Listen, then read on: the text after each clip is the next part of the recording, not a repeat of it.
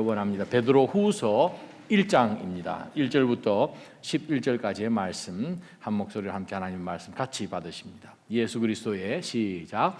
예수 그리스도의 종이며 사도인 시몬 베드로는 우리 하나님과 구주 예수 그리스도의 의로 인해 우리와 똑같이 보배로운 믿음을 받은 여러분에게 하나님과 우리 주 예수를 아는 지식으로 인해 은혜와 평강이 더욱 풍성하기를 빕니다. 그리스도께서 하나님의 신성한 능력을 따라 생명과 경건에 속한 모든 것을 우리에게 주셨습니다. 이는 하나님의 영광과 존귀하심으로 우리를 부르신 그분을 아는 지식으로 말미암은 것입니다. 그들은 우리에게 보배롭고 지극히 큰 약속들을 주셨는데 이는 이것들을 통해 여러분이 세상의 정욕 가운데 썩어져가는 것을 피하고 신의 성품에 참여하는 사람들이 되게 하려는 것입니다. 그러므로 여러분은 더욱 힘써 믿음의 덕의 지식을, 지식의 절제를, 절제의 인내를, 인내의 경건을, 경건의 형제 우애를, 형제 우애의 사랑을 공급하십시오. 이런 것들이 여러분에게 있고 또 풍성하면 여러분은 우리 주 예수 그리스도를 알기에 게으르거나 열매 없는 사람이 되지 않을 것입니다. 그러나 이런 것들이 없는 사람은 앞을 볼 수 없는 눈먼 사람이며 자기 과거의 죄가 깨끗하게 된 사실을 잊어버린 사람입니다. 그러므로 형제들이여 더욱 힘써 여러분의 부르심과 택하심을 굳게 하십시오. 여러분이 이것들을 행하면 결코 넘어지지 않을 것입니다. 이렇게 하면 우리 주이시며 구주이신 예수 그리스도의 영원한 나라에 여러분이 넉넉히 들어가게 하실 것입니다. 아멘. 하나님 아버지, 이제 오늘부터 베드로 후서 말씀을 묵상코자 합니다. 베드로를 통하여 저희들에게 주신 두 번째 이 서신, 성령 하나님께서 기록하셨으니 베드로를 통하여 기록하신 이 말씀을 통하여 저희가 교훈과 책망과 바르게 함과 의로 교육함에 온전하여서 하나님의 온전한 사람들로 쓰여질 수 있는 저희로 더 만들어 주시옵소서. 성령 하나님이여 저희의 심령이 온전히 말씀 앞에 녹아내리게 하여 주옵소서. 준비된 심령으로 주님 앞에 서서 참으로 우리가 살아갈 때에 나라는 것은 다 온데간데 없고 바울이 고백하였듯이 내가 몸 안에 있는지 몸 밖에 있는지 모를 정도로 주님 손에 이끌려 살아가는 저희가 되게 하여 주옵소서. 모든 것 감사하며 살아계신 예수님의 이름으로 간절히 기도합니다. 아멘. 앉아주시기 바랍니다. 영화를 보면 우리가 시리즈로 나오는 영화들이 있죠. Godfather 뭐 이런 것도 있고 여러 가지 이렇게 많은 명화 같은 그러한 것들을 길게 이제 시리즈로 만들 때에 사실 원판, 속편 혹은 뭐 3편, 4편 쭉 나오는 가운데서 대부분 사람들이 동의를 합니다. 그죠? 아무리 새로운 아이디어가 있고 기술이 발달하고 컴퓨터 그래픽까지 동원이 되어서 변화되지만 그 1편에서 나왔던 감동만큼의 그 감동은 없다라는 얘기를 많이 하죠. 정말 원편이 낫다. 그것을 조금 각색을 해서 더 많이 가미를 했음에도 불구하고 감동들이 적다. 혹은 책을 읽었을 때의 감동과 보는 이게 다르다. 그런 얘기를 우리가 많이 합니다. 원판은 다르죠. 근데 성경 말씀을 읽어볼 때 베드로 전서와 베드로 후서를 읽어보면 톤이 다르고 목적도 다르고 또 주제도 다르고 강조하는 내용도 다릅니다. 그럼에도 불구하고 베드로 전서에서 우리가 받았던 그 감동들, 우리가 잠시 고난을 당하지만 우리로 하여금 오히려 이 고난을 통과하는 가운데서 하나님 앞에서 영광과 존귀함 가운데서 얻게끔 하기 위한 것이니 얼마든지 우리는 견뎌낼 수 있습니다. 영어로 표현한다면 hang in there 그런 표현을 많이 써요. 신학교에서. 끝까지 버티십시오. 왜? 조금만 더 버티면 됩니다. 주님 다시 오시는 그 순간에 여러분 정말 영광과 존귀함 가운데서 하나님 앞에 칭찬을 받게 될 것입니다. 그러니 바로 이것이 그 시간으로 바로 연결되어 있다는 사실을 기억하시고 끝까지 바깥 외부에서 우리에게 정말 우리 신앙을 흔들고 정말 어떻게 해서든 우리로 하여금 절망에 빠지게 하고 하는 그런 많은 그 어려운 상황 속에서도 견뎌낼 필요가 있습니다 라고 이제 권면을 한 것이 베드로전서죠. 근데 베드로후서는 내용이 전혀 다릅니다. 베드로후서의 일단 내용은 외부에서 오는 적이 아니라 내부에 있는 적을 일단 얘기합니다. 거짓된 가르침, 교회 안에서의 거짓 선생들을 통한 거짓 교훈들로 인하여서 성도들의 마음이 속에서부터 그냥 다른 것을 막 쫓아가고자 하는 그런 잘못된 것, 또 그러한 가운데서 세상을 통하여서 우리가 살아가지만 세상에 있는 모든 것들을 보지 않고 영원한 하나님의 나라를 보면서 우리의 마음을 잘 다스려야 한다는 그 사실을 베드로후서는 아주 강조를 많이 합니다. 그래서 사실 베드로후서 내용을 보게 되면 여러분이 세상 가운데 흔들리지 않으려면 말씀을 잘 받아서, 특별히 베드로후서 말씀 가운데 자주 등장하는 단어가 지식이라는 단어가 많이 나옵니다. 지혜도 물론 나오지만 나이가 들어간다고 지혜가 생기지 않습니다. 많이 배운다고 지식이 있어지지 않습니다. 이 모든 것들은 하나님의 영으로 이것이 연결이 되어서 삶 가운데서 프루브된, 말씀을 믿는 가운데서 그것이 내 삶을 통해 증명이 되고 그 말씀이 근거하여 내 삶 가운데 적용을 해보았더니 내가 터치할 수 없는 상황 가운데서 하나님이 개입해 주셔서 이러이러한 일들을 보게 하였나이다 하는 그것이 우리 삶 가운데 들어오면 그것이 지식이고 지혜인 것입니다. 얼마든지 신앙생활 한평생을 하여도 어린아이처럼 젖병을 물고 있을 수 있다는 거예요. 쿠바에 가서 말씀을 전하는데 몇몇 목사님들은 성경책을 빨리빨리 못 찾습니다.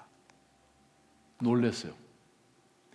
말씀을 전하는 가운데서 내용은 이해를 하시는데 그 내용 속속하게 들어와 있는 그러한 것들을 전혀 알지를 못하는 것들을 통해서도 또 놀라기도 했습니다. 우리 삶 똑같아요. 익숙하죠.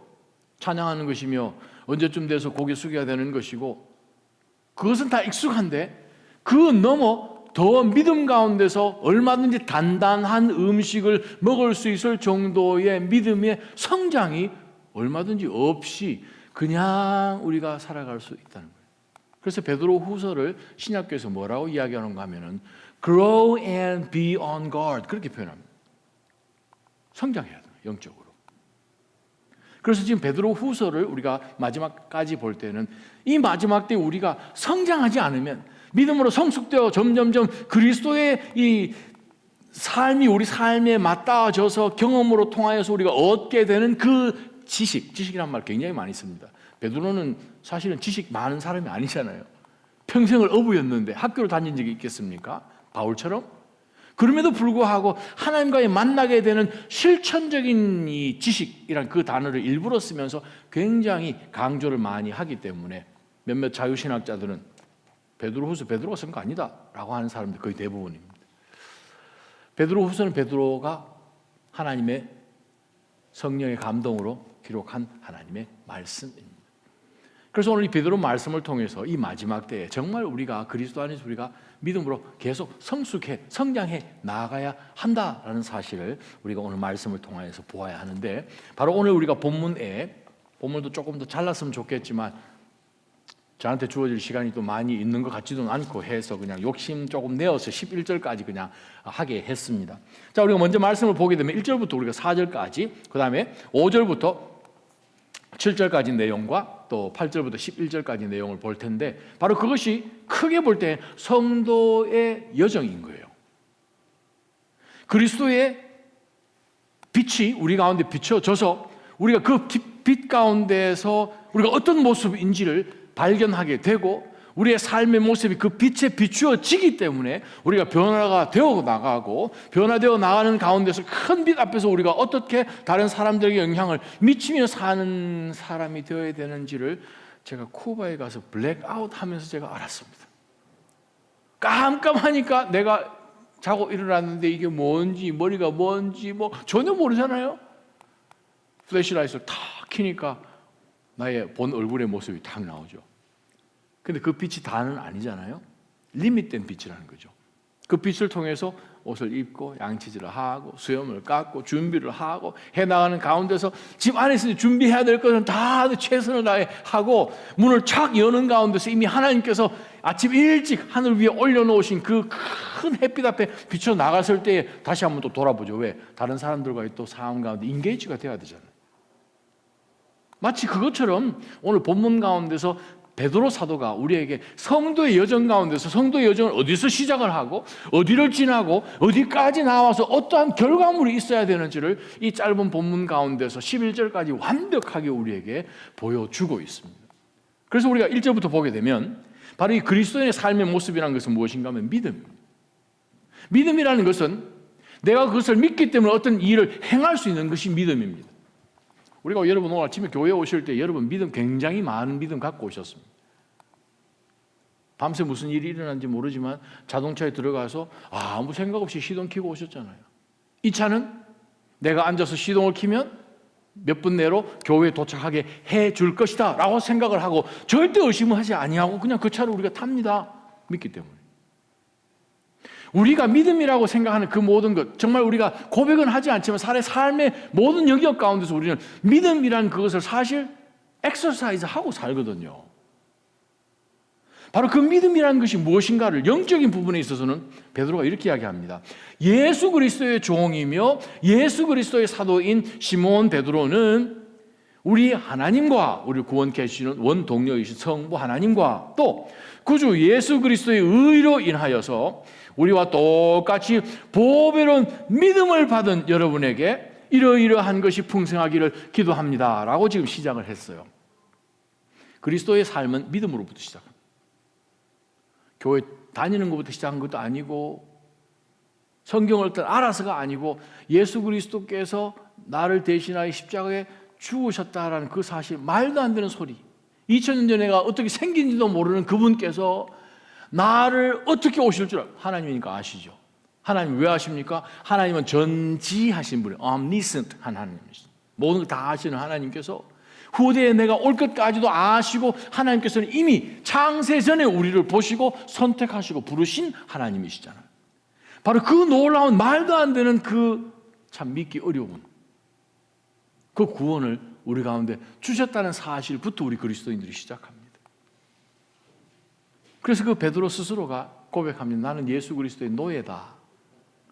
예수 그리스도의 노예이며 또 그 그리스도께서 내가 뭐라고 결정적인 순간에 3번이나 욕을 하면서 부인을 해버리고 도망가 버렸던 바로 그 베드로를 사도로 삼으셨다는, 참 그게 믿기 어려운 이야기잖아요.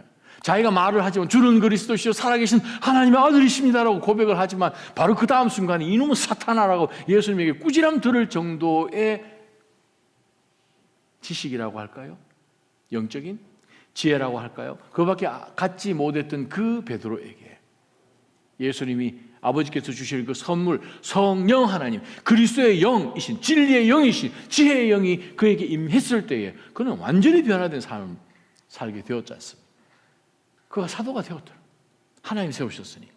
사도인 시몬 베드로가 우리 하나님과 구주 예수 그리스도의 의로 인해 우리와 똑같이 보배로운 믿음을 받은 여러분들에게, 자 이제 베드로 후서의 대상자들이 누군지가 지금 등장합니다.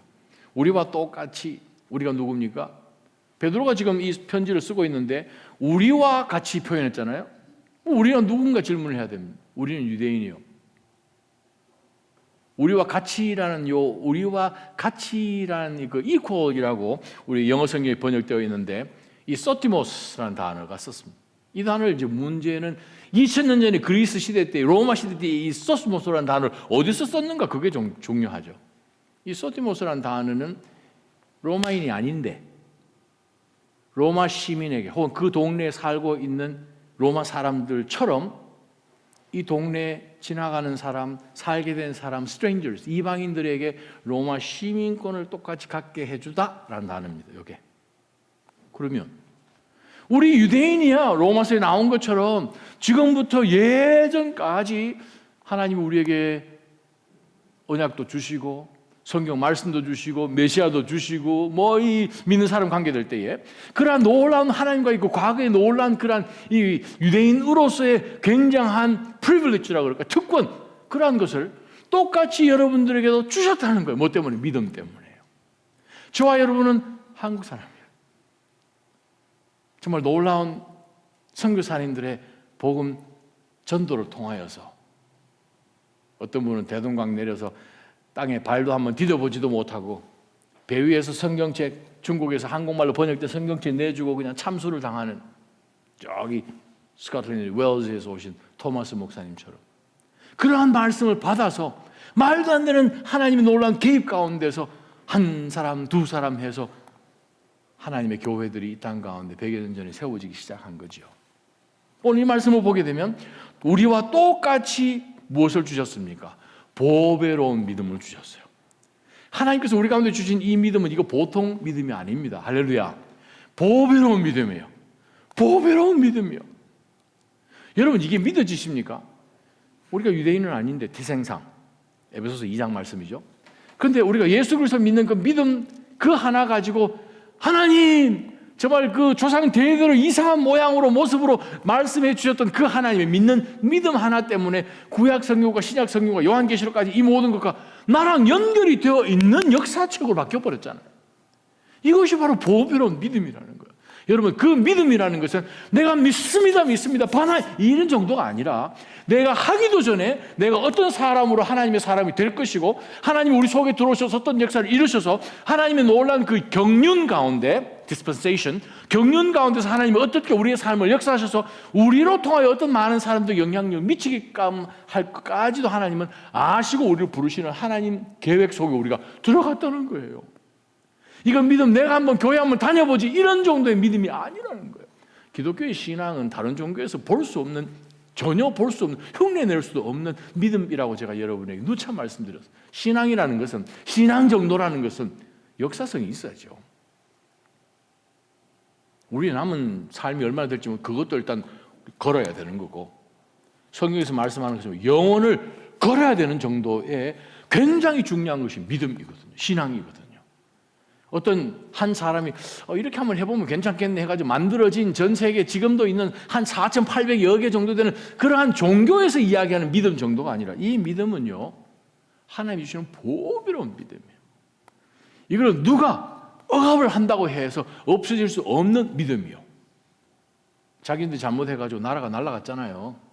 BC 721년에 아수르에게 BC 586년에 아수르에게 나라가 날아가고 난 다음에 2000 수백 년이 지나가지고 2700년 지나서 나라가 그냥 없는 데서 그냥 뚝 튀어나올 수 있는 전 세계 유일한 고대 민족. 그걸 우리가 보면 이 성경이 뭔가 좀 이상하다라고 질문을 할 수 있어야 돼요. 그게 믿음이에요. 그리스도의 삶은 어디서부터 시작합니까? 믿음에서 시작합니다. 그 믿음을 우리 주 예수 그리스도 한 사람을 통해서 온다. 다른 말로 표현하면 우리는 그리스도와의 나의 삶이 정말 인격적인 그 만남이 교제가 점점 더 깊이 들어가야 됩니다. 아는 지식이 아니고. 왜냐하면 아는 것 가지고 천국 못 가거든요. 그게 문제죠.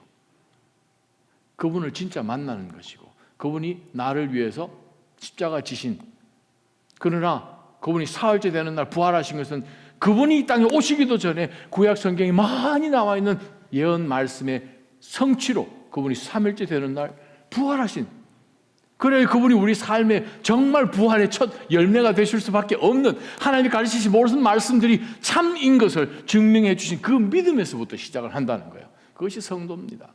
그렇다면 우리는 삶 가운데서 우리가 그 믿음 받고 얼마만큼 성장을 했는지 우리는 돌아봐야 되지요.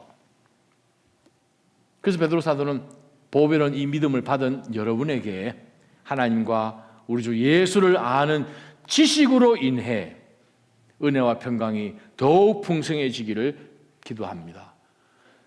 더 은혜와 평강이 풍성해지기를 원한다면 더 그리스도를 통한 영적인 지식이 더 많아져야 된다는 뜻입니다. 더 많이 알아야 됩니다. 사람이 두 사람 사귀면 점점 더 많이 알죠. 전혀 모르는 사람들 만났습니다. 어떻게 만납니까?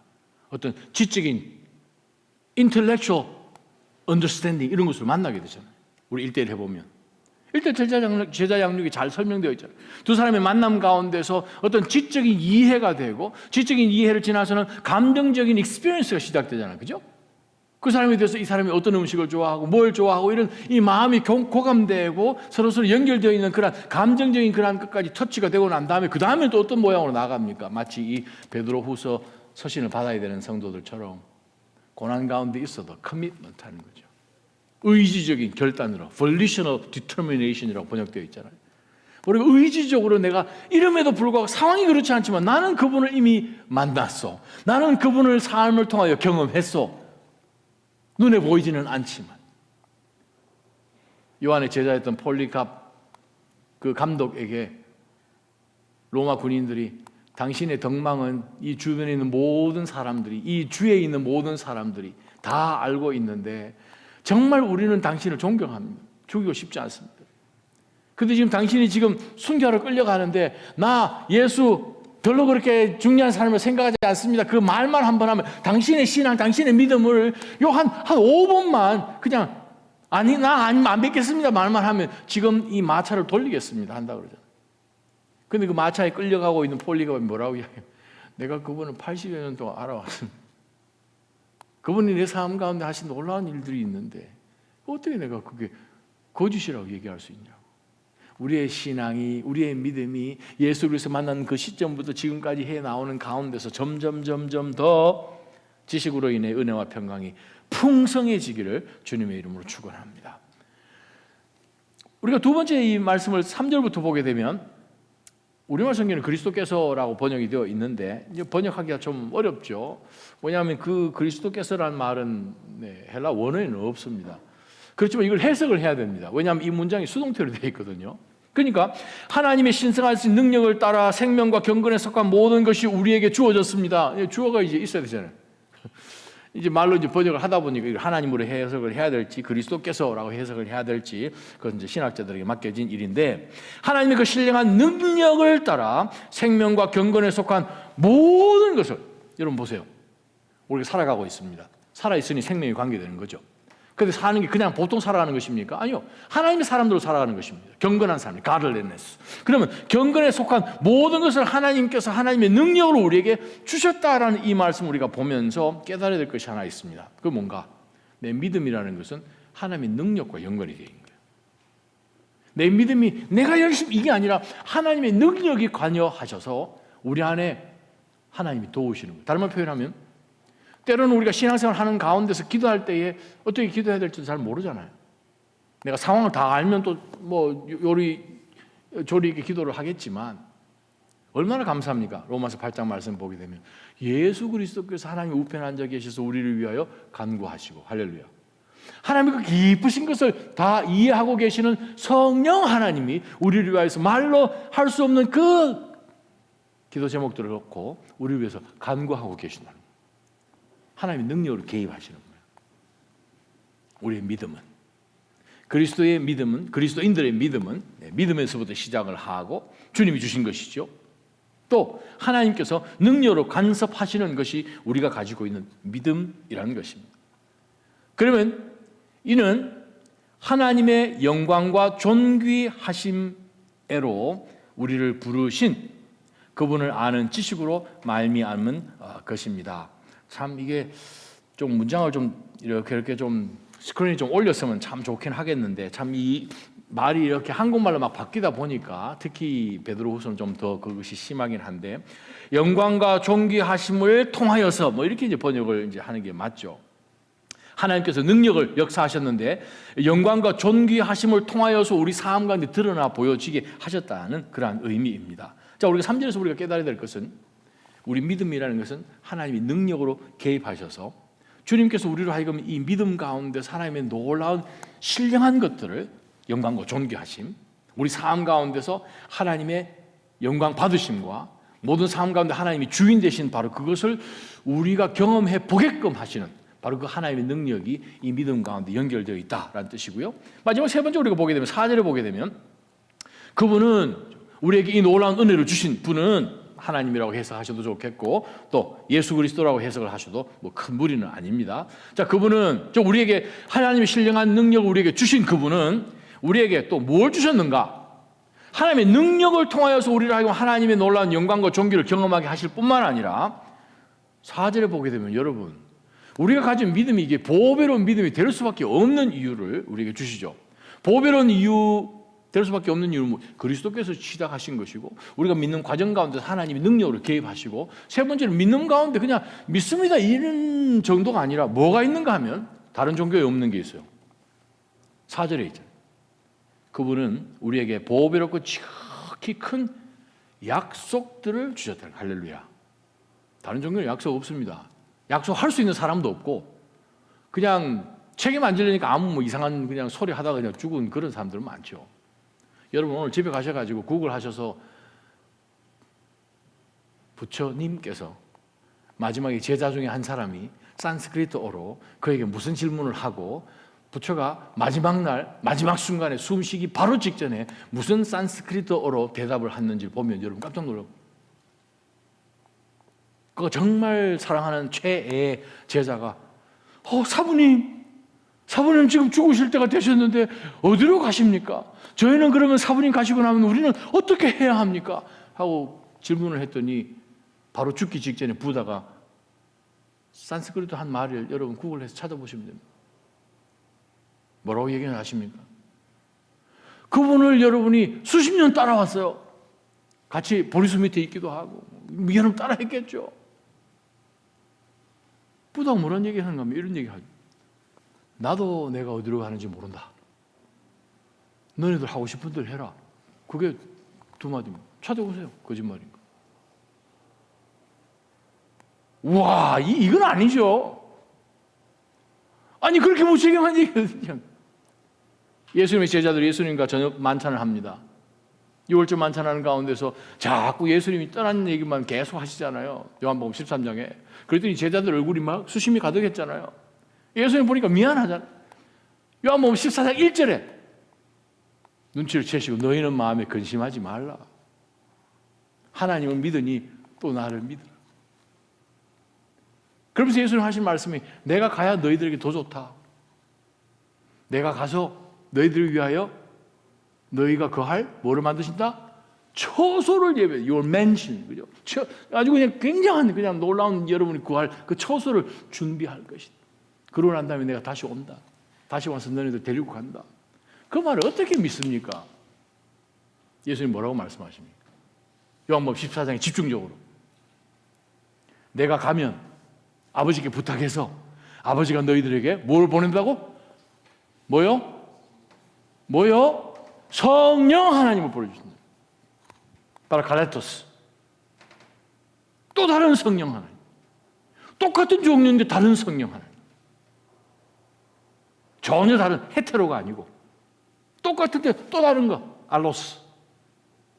예수님께서 지금까지 제자들에게, 예수님께서는 지금까지 예수 그리스도를 믿는 모든 사람들에게 그들을 말씀으로 위로하고 보호해주고 은혜로 채워줄 수 있었던 카운셀러로 역사를 하셨지만 이 3년의 기간이 지나고 난 다음에 예수님께서 승천하시고 나면 인간의 모습으로 오실 수 있는 그 하나님의 본체시니까 사도 요한이 뭐라고 이야기합니까? 요한 1장 1절 2절에 우리가 하나님의 말씀이신 그 하나님이 인간의 본체로 오셔서 우리가 그분을 귀로 들었고 손으로 만졌고 눈으로 보한 사람입니다 라고 이야기해요. 예수 그리스도 하나님이 직접 눈으로 보았다는 거예요.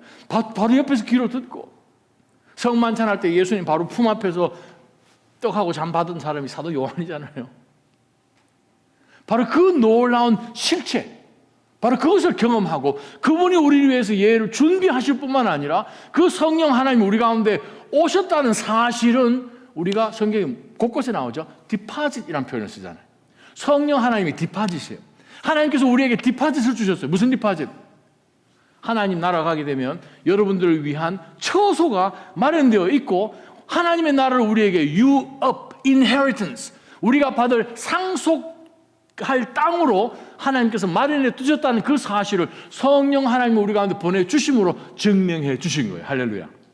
그냥 빈말로 주시고 그냥 바이 한 것이 아니라 내가 어디 갈지도 알지 아니죠.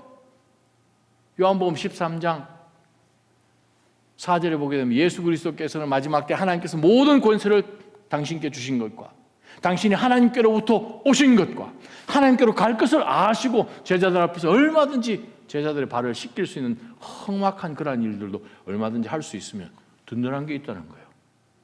이게 약속들입니다. 할렐루야. 한 개도 아니고 복수, 약속들. 성경에 보면 7,487개의 약속들이 있다고 유명한 학자가 찾았습니다. 몇 개요? 7,487개의 약속들. 한두 개 정도가 아니에요. 할렐루야. 근데 우리가 고린도전서 1장 20절을 보게 되면 우리에게 주신 모든 약속들이 그리스도 안에서 얼마든지 예스입니다라고 이야기를 합니다. 할렐루야. 그리스도 안에서 하나님이 성경 가운데 주신 이 모든 약속들이 그리스도를 통해서 다 성취되었고 되고 있고 앞으로 될 것이기 때문에 그리스도를 믿는 믿음 가운데 이 모든 약속들은 여러분의 것입니다. 여러분의 것입니다. 믿음은 약속과 연결되어 있는 거예요. 약속이 있기 때문에 믿는 거예요. 그냥 그렇게 됐으면 좋겠다 단순하게 바라는 정도의 그런 믿음이 아니라 그리스도를 통한 이 하나님 나라의 구원, 하나님의 역사, 바로 이것은 우리로 하여금 우리에게 보배롭고 지극히 큰 약속들을 주셨는데, 이는 이 약속들을 통해서 여러분들이 비록 이 세상에 살지만 세상의 정욕 가운데 썩어져 가는 것을 얼마든지 피할 수도 있고, 동시에 이 세상 살아가는 가운데서 the nature of divine, 그렇게 표현하죠, 영어에. 신의 성품에 partaker가 됐다는 거예요. 신의 성품에 참여하는 사람들이 되게 할 것이 하나님의 계획입니다. 여러분, 신의 성품 생각해 보세요. 2000년 전이라고 생각하시고, 그들이 살았던 그리고 로마, 우리가 지금 보고 있는 그리스 신화, 로마 신화, 너무나 익숙했던 사람들, 이 땅에 살고 있는 이 인간들하고는 다르게 새로운 자기네들끼리 이 신들의 모임이 있고 회의하고 결혼도 하고 자녀도 낳고 도망가고 범죄 저지르고 그 가정 안에서 희한하게 그냥 서로 인세스트도 있고 죽이고 살리고 하는 그런, 저걸 보면은 저게 신인가 인간인가 할 정도로 스케일만 좀 다르지. 신의 성품이라는 것은 신들 이야기하고 인간인들 전혀 다른 문화 속에서 살았습니다, 그들이. 그런데 지금 성경은 뭐라고 우리에게 주시는 거 아니에요? 하나님의 성품에 참여하는 자들로 살게 하신다. 세상 사람들 그 당시에는 신이 된다는 것은 있을 수 없는 얘기죠. 신들의 존재들은 신화를 통해서 그들이 만들었지만, 그러나 성경을 우리에게 주신 건 무엇입니까? 정욕 가운데 세상 가운데서 썩어진 이 모든 것을 얼마든지 피하게 되고, 우리가 이 땅 살지만 저거는 신이 아니고서는, 하나님의 사례들이 아니고서는 할 수 없는 그러한 놀라운 능력 가운데 살 수 있는 약속들을, 우리가 그렇게 해야 되는 이유는, 그렇게 눈물을 흘리면서도 인내해야 되는 이유는 신의 성품에 이미 참여하면서 살 수 있도록 해 주셨다는 거예요. 할렐루야. 여러분, 그 약속들을 잊지 마시기를 주님의 이름으로 축원합니다. 하나님이 나한테 무슨 약속했는지 한번 성경을 한번 찾으면서 한번 하나하나 번호를 한번 붙여보시는 것도 재밌지 싶습니다. 이 약속도 있네. 이거 이 약속. 우리가 흔들흔들하는 이유는 무엇입니까? 약속을 잊어버린 거죠. 우리가 흔들리는 이유는 내가 고난 이렇게 당하고 억울함 당하고 손가락질 당하고 무시당하고 이렇게 모든 그 세상 가운데서 루저처럼 보인다 할지라도, 하나님 나라에서 잠깐 있다 사는 이 세상 정도가 아니라 영원한 하나님 나라에서 나를 구원해 주신 그분이 목숨 걸고 독생자 예수 그리스도 우리 가운데 보내주셔서 주신 약속이라면 우리는 이거 믿을 수밖에 없는 것이지 않아요? 그래서 성경 우리에게 말씀하십니다. 보배로운 약속들이요, 지극히 큰 약속들이요. 여러분들은 굉장한 사람들입니다. 할렐루야. 옆에 한번 보십시오. 옆에 한 분 한번 보세요. 신의 성품에 참여하신 분이십니다. 할렐루야. 아직 조금 저를 포함해서 미미한 그런 부분들이 있지만 신의 성품을 참여한 분들의 모습이 이럴 거예요. 네. 근데 우리는 믿습니다. 계속 우리 모두는 공사 중이잖아요. 계속해서 만들어가고 있어요. 점점 그 예전 비교하면 우리 이 정도 되면 정말 신이 된 거죠, 정말. 할렐루야. 그래서 점점 더 변화될 거예요. 왜? 성령 하나님은 포기를 안 하신다는 거예요.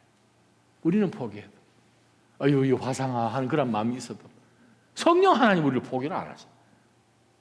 그런데 성령 하나님이 하루만 해도 기가 막힌 일을 하신다는 거 아시잖아요, 그죠?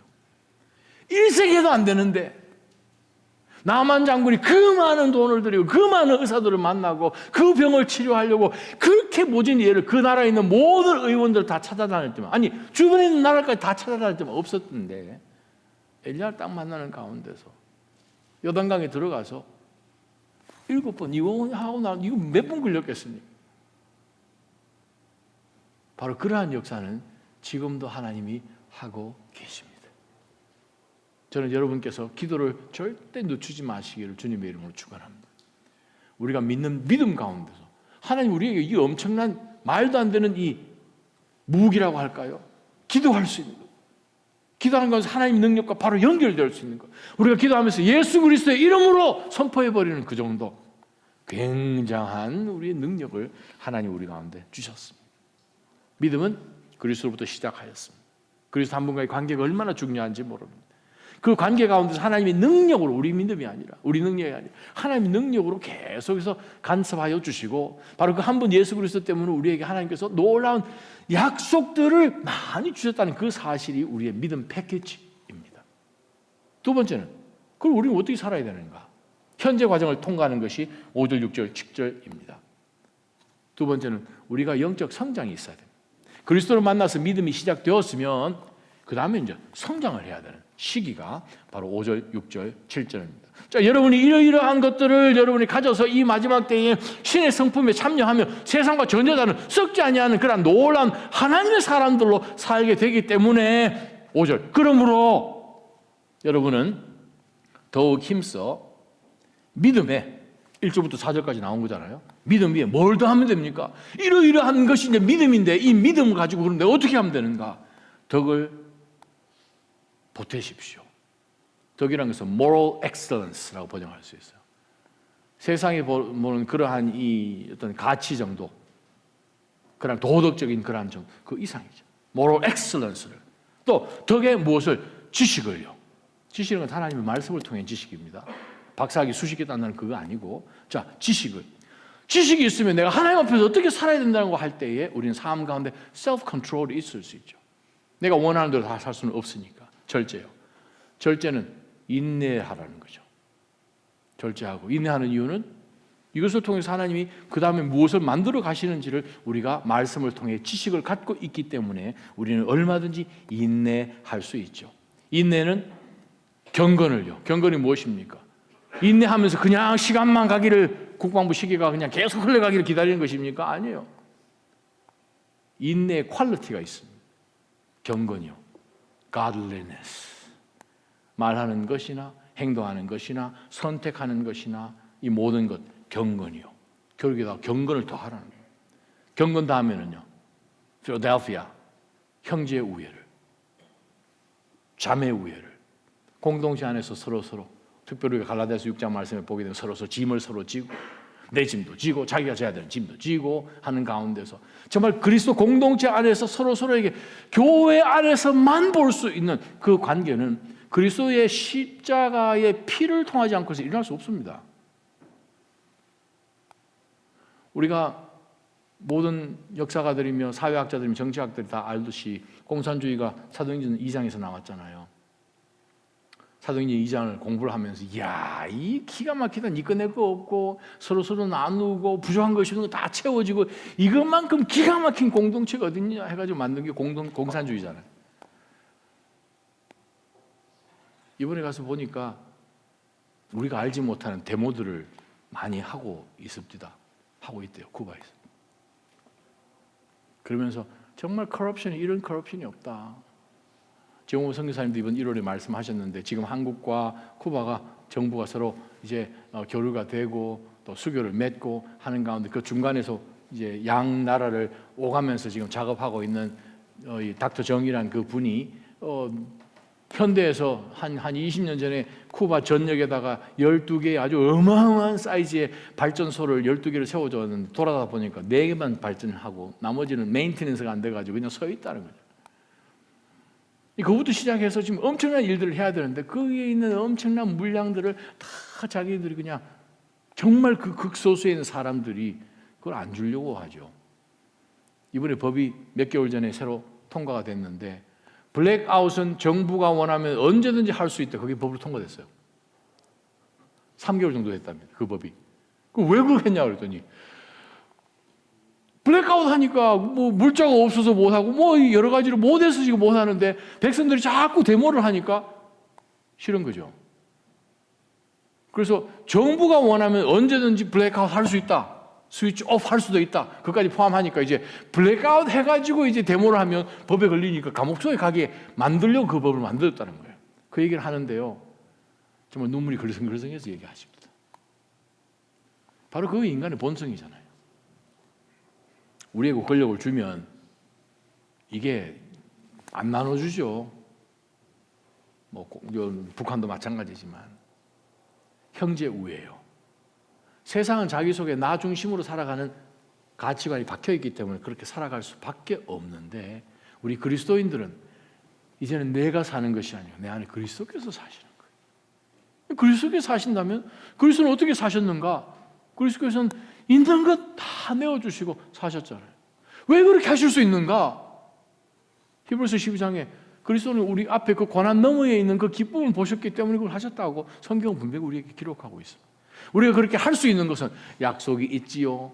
우리 속에서 나는 못해도 하나님 역사하시는 능력이 우리 가운데 있지요. 얼마든지 이 기간 가운데서 하나님 우리로 하여금 더욱더 이 세상 가운데서 사람들이 듣도 보도 못한 신의 성품에 참여한 사람들을 교회를 통해서 볼 수 있게끔 하여서 세상 사람들이 우리를 볼 때는 예수 제자구나 라고 인정할 수밖에 없는 사람들로 만드시기 위하여서 성령께서 지금도 역사하고 계시죠. 그래서 우리 형제 우애가 있어야 돼요. 그 마지막에 결론은 무엇입니까? 마치 갈라디아서 5장 22절 23절에 나온 성령의 9가지 열매 같은 내용들이 여러 가지 있잖아요. 그죠? 보니까 절제도 있고 인내도 있고 사랑도 있고 덕도 있고 성령의 열매 같잖아요. 내용이. 그런 가운데서 사랑을 공급하십시오. 공급하십시오라는 말은 원래 원어에는 5절에 붙어 있는 것인데 언어가 이제 어순이 달라 보니까 우리 한국말은 제일 끝에 붙여야 되잖아요. 그러다 보니까 7절로 넘어왔는데 에피코레코이라는 이 단어가 참 재미난 단어입니다. 2번 나왔어요. 5절에 우리말 성경은 7절에 나온 말이죠. 공급하십시오 되어 있죠. 여러분 가지고 계신 성경책 11절에도 한 번 더 나옵니다. 넉넉히 들어가게 하실 것입니다. 넉넉히라는 단어 똑같은 단어, 토시단틀 똑같은 단어예요. 이 단어 뜻이 재밌습니다. 무슨 뜻인가 하면 무엇을 넉넉히 어떻게 하란 말인가. 자, 믿음의 공동체 안에 모여서 믿음과 덕과 지식과 절제와 인내와 경건과 형제 우애와 사랑 넉넉하게 하십시오. 넉넉하게 어떻게 하란 말인가. 그 당시 이 단어가 언제 쓰였는가 하면 다른 지방에서 활동하고 있는 연예인들이나 연극팀들이 우리 마을에 오게 되면 이 마을에 사는 사람들 중에 어떤 사람들이 그 마을의 주지일 수도 있고 하여간 이렇게 유명한 사람들일 수도 있겠죠. 자기가 자기 재산을 내서 이 사람들이 이 마을에서 공연하는 기간 내내 숙식을 풍복하게 제공하다. 물주가 되다. 다른 뜻입니다. 자, 그것이 원어 뜻이에요. 자, 그러면 여기다 적용을 해보면 우리 그리스도인의 공동체 안에서 사랑하는 믿음의 성도들과 함께 연결되어 있는 상황 가운데서 이 모든 것들을 우리 삶 가운데서 풍성하게 이루어질 수 있도록 여러분 각자가 물주가 되십시오. 할렐루야. 감동이 없으시니? 여러분이 믿음은 내가 책임질게 하는 것처럼 그냥 여러분 곳간을 열어서 믿음을 여러분이 다 대해 주십시오. 물론 자기만 믿음만 하고 나머지 안 하면 그런 뜻은 아니죠. 모든 것 가운데서 덕과 지식과 절제와 인내와 경건과 형제우애 사랑 이것에 대해서 여러분이 정말 물주가 되어 주십시오. 넉넉하게 하십시오. 넉넉하게 공급하시면 어떤 결론이 있습니까? 하나님께서도 우리로 하여금 천국 들어갈 때에 넉넉하게 해주신다는 거예요. 하나님의 기준입니다. 기준은. 사람 믿음의 공동체 여러분, 우리는 지금 이 성장해 나가는 과정을 통과하는데 성장할 때는 오늘 본문에 나온 것처럼 우리가 삶 가운데 보여줘야 할 증거가 있어야 돼요. 그리스도인은 사는데 믿음이 없어. 덕? 아이고 내가 그 사람 때문에 교회 못 나가? 뭐 이런 얘기 하잖아요. 그 목사 때문에 교회 못 나가? 막 그러잖아요. 지식? 성경은 몰라요. 그러다 보니까 절제? 그거 왜 절제해야 돼? 내 하고 싶은 대로 다 하면 되지. 그런 얘기를 직분 받은 사람들도 그런 얘기 하는 거 제가 들었어요. 인내 못하죠. 그거 어떻게 참습니까? 내가 누구인데 왜 나를 무시해? 인내 못하잖아요. 경건이 뭐로 연결됩니까? 예배하고 연결되잖아요. 개인의 경건, 예배. 형제 우애, 교회는 절대 싸움이라는 것이 있을 수가 없습니다. 싸울 수가 없어요. 왜? 그리스도 앞에서 싸울 일이 뭐 있어요? 모두가 똑같은 성령에 똑같은 하나님, 똑같은 성경 말씀 가지고 똑같이 하나님 앞에 은혜 받기로 모여 있는데 무슨 생각을 가졌길래 싸움이라는 것이 어떻게 분쟁이라는 게 있을 수 없어요. 아가페 사랑은요, 자기 다 내어주는 것이 아가페 사랑. 이 모든 것을 우리가 철저하게 그냥 넘치게 물주가 되면 하나님의 공동체는 이 세상에서 정말 흉내내고 싶고 본받고 싶고 배우고 싶고 들어오고 싶어 하는 것이 하나님의 공동체 될 수밖에 없죠. 그것이 우리 그리스도인들의 모습이 되어야 됨을 베드로 사도는 이야기합니다. 즉 믿음은 그리스도를 통해서 세워진 이 많은 요소들을 가지고 있는 이 믿음은 반드시 이러한 과정들을 통과해서 과정 가운데 우리가 있다는 사실이 삶의 증거로 남아야 된다. 증명되어야 된다는 거예요. 보여주십시오 이거죠 지금. 야고보가 이야기하지 않습니까? 믿음 있습니까? 원더풀. 저는 믿음 보여주기는 뭐 믿음 없는 거니까 눈에 제가 당신을 사랑하는 모습으로 내 믿음을 보여주겠어. 내가 행동으로 믿음을 보여주겠어. 그 말씀과 똑같이 가잖아요. 믿음은 드러나야 된다는 거예요. 무엇으로 드러나는가?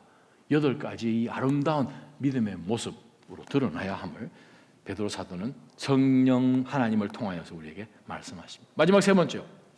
자, 우리가 그리스도를 통해서 믿음으로 시작되는 것이 그리스도인의 삶이고, 그리스도인의 삶이라는 것은 믿음으로 시작했으면 그 믿음이 삶 가운데서 8가지 모양으로 드러나서 보여줘야 되는 과정을 통과하는 것이 있어야 됩니다. 통과하고 나면 결론은 8절부터 나옵니다. 자, 이런 것들이 여러분에게 있고, 자, 그렇죠. 지금 성경 부르잖아요. 8가지. 그 8가지 내용들이 여러분에게 있고, 또 풍성하면, 찔찔찔찔 하는 것이 아니라 풍성하면, 여러분은 3가지가 생깁니다.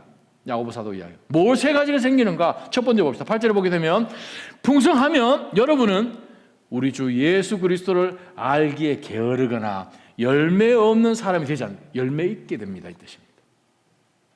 자, 이 8가지가 여러분 가운데 있어서 그 여러분 가운데 삶에 마치 여러분이 물주가 되는 것처럼 이 놀라운 은혜들을 여러분들이 믿음으로 갖고 성장을 하게 되면 첫째, 열매가 있어진다. 무슨 열매겠습니까? 뭐 그냥 쉽게 생각하면 성령의 열매겠죠. 자, 예수님께서도 제자들에게 말씀하시면서 요한복음 15장에 그 감람산 올라가시는 가운데서 너희가 열매를 맺고 많이 맺고 부귀성하게 맺는 그 3단계를 말씀하시거든요. 그래요. 분명히 말씀하십니다. 얼마든지 열매 없이 끝나는 사람들이 있구나라는 걸 눈치챌 수 있잖아요. 열심히 신앙생활 했는데 열매가 없는 거예요. 고린도전서 3장. 신앙생활 열심히 했는데 시간 다 보내고 나중에 보니까 열매가 없어요. 열매가 있어야 돼요. 그게 어떤 열매겠습니까?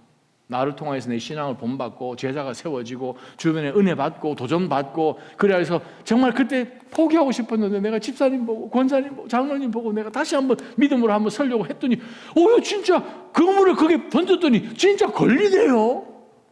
그런 거예요. 그러한 간증이 여러분 가운데 있기를 축원합니다. 그것이 열매예요. 열매예요. 두 번째는 뭐가 필요합니까? 9절에 보니까 그러나 이런 것들이 없는 사람은, 이런 것들이 뭡니까? 지금 5절, 6절, 7절 얘기잖아요. 이런 것들이 없는 사람은, 지금 중간 과정을 통과하지 않고 지금 중요하게 생각하지 않고 살아가는 사람은 앞을 못 봐요. 다른 말 표현하면 비전이 없는 거죠. 지금 이 사람은 앞을 볼 수 없는 눈먼 사람이며 자기 과거의 죄가 깨끗하게 된 사실을 잊어버려서 지금 여기에 죄 가운데 있는지 뭐 있는지 눈에 보이지 않으니까 하나님의 관점 가운데서 바라보며 세상과 짝하지 아니하고 세상에 속한 그 모든 것을 사랑하지 아니하고 구별된 삶으로 살아가는 가운데서 내가 이것을 통과해서 내가 하나님이 남은 생애 동안에 하나님의 나라와 영광을 위해서 내가 어떻게 살아가게 할 것인가 하는 그 비전이 있어야 되는데 안 보이는 거죠. 이 사람의 관점은 나에게 이게 어떤 베네핏이 있는가, 내가 높여지는가, 나에게 유익한가, 세상적인 사람들이 자랑하고 싶은 그것에만 포커스를 두지 하나님께서 우리를 통해서 하실 그 일들을 포커스 안 두죠. 너무나 좋은 클래식한 example이 요셉이잖아요. 노예로 끌려갔지만 형들이 팔았지만 그럼에도 불구하고 형들에게 얼마든지 앙심을 품을 수 있을 텐데, 원수를 갚을 수 있을 텐데, 근데 오히려 형들이 그냥 양심에 찔려서 우리가 이거 어떻게, 이거 아버지 돌아가시면 우리가 이 동생 이놈이고 우리한테 분명히 이거 뭐 해코지 할 그 상식이니까. 그랬을 때 요셉이 형들이 그렇게 한 거 아닙니다.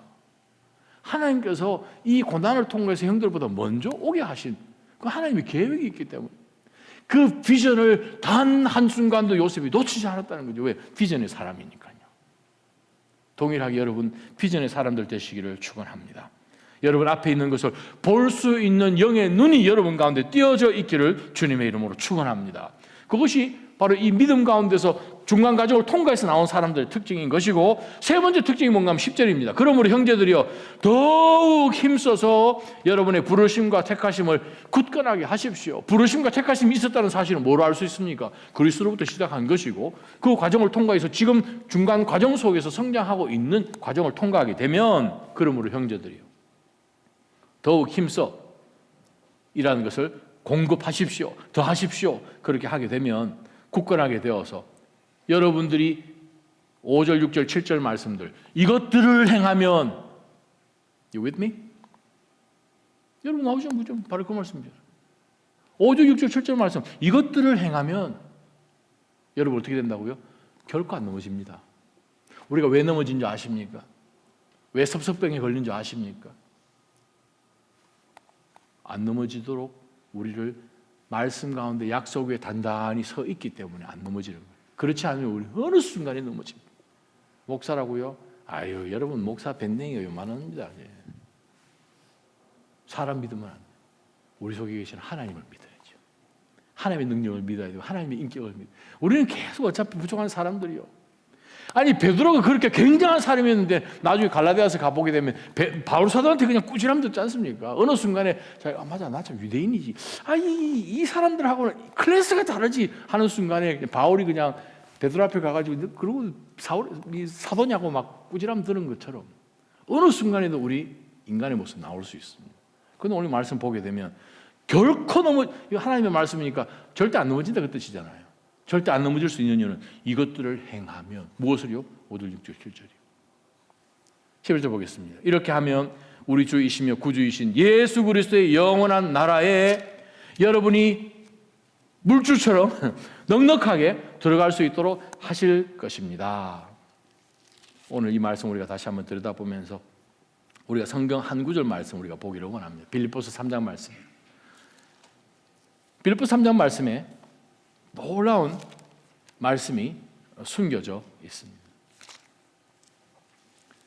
빌립보서 3장 16절 말씀입니다. 3장 16절에 바울 사도가 우리가 어디까지 이르렀든지 그대로 그 길을 쫓아갑시다. 우리가 어디까지 이르렀든지 우리 금방 예수님 믿었어요. 믿고 나서 지금도 통과하는 중입니다. 통과하고 있는 가운데 계속해서 우리가 힘쓰는 가운데서 지금 열매들을 보고 있는 과정 가운데 있습니다. 열매를 맺고 비전이 있고 하나님 앞에 절대 흔들리지 않는 굳건한 그러한 삶의 모습이 있고 결과가 드러나야 되니까. 자, 우리가 어디에 삶의 영적 여정 가운데 머물렀든지 우리는 계속 그 길을 어떻게 해요? 쫓아갑시다 라고 권면하잖아요. 컨텍스트가 무엇입니까? 12절부터 15절까지 컨텍스트예요. 이제 우리 2024년 거의 이제 끝마칠 때 되었으니까 우리가 뒤돌아보게 되면 참 안타까운 그러한 시간들도 많이 흘러갔을 터인데 바울 사도가 이야기합니다. 나 아직 완전히 다 이룬 것 아닙니다. 12절. 온전해진 것도 아닙니다. 어떻게 바울이 이렇게 얘기할 수 있어요? 삼천절까지 올라갔다 왔는데 하나님이 계실 그 높은 곳까지 경험하고 왔는데 그렇지만 나는 그것을 붙잡으려고 쫓아갑니다. 완전히 하나님 앞에. 그리스도 예수께 붙잡기 때문에 그리스도께서 인도하시는 대로 끝까지 갈 것입니다. 뒤에 것 잊어버립시다. 우리 앞에 놓여져 있는 그 상급을 주님께서 하셨던 것처럼 바라보며 갑시다 이 말씀이죠. 14절에 그리스도 예수 안에서 하나님께서 위에서 부르신 그 부르심의 상을 위해 푯들을 향해서 쫓아갑시다. 우리를 하나님이 부르셨어요. 선택하셨어요. 베드로와 똑같은 말씀 하셨어요. 바로 그 말씀 받고 우리가 위에서 부르신 그 부르심의 상을 위하여서 우리는 그냥 쫓아갑니다. 어디 이루든 간에 어차피 우리를 끝까지 인도하시는 이는 하나님의 능력이기 때문에 하나님 하게 하실 것입니다. 우리는 하나님께 맡기고 그냥 가면 결국에는 놀라운 하나님의 은혜를 경험하게 될 것입니다. 빌립보서 마지막 한 구절만 읽고 말씀 마칩니다. 빌립보서 3장 20절. 우리의 시민권은 하늘에 있습니다. 우리는 거기로부터 구원자 되시는 곧 주 예수 그리스도를 기다립니다. 그분은 만물을 그분에게 복종시킬 수 있는 능력으로 우리의 천한 몸을 그분의 영광스러운 몸과 같은 형상으로 반드시 변화시켜 주실 것입니다. 그리스도를 기다립시다. 그리스도를 기다리십시다. 걸어가신 하나님 아버지, 오늘 이 말씀 갖고 저희가 믿음 갖고 산다는 것이 무슨 구체적인 의미인지를 베드로 사도를 통하여 다시 한번 살펴보았습니다. 하나님, 우리가 이 믿음의 여정 가운데 어디까지 이르렀든지 간에 우리를 위에서부터 부르신 그 주의 부르심을 향하여서, 부르신 그 상급을 향하여 계속해서 그것을 붙잡으려고 소망 갖고 매 순간순간 얼마든지 나아갈 수 있는 저희가 되게 하여 주옵소서. 저희의 마음을 말씀으로 지켜 주옵소서. 예수님의 이름으로 간절히 기도합니다. 아멘.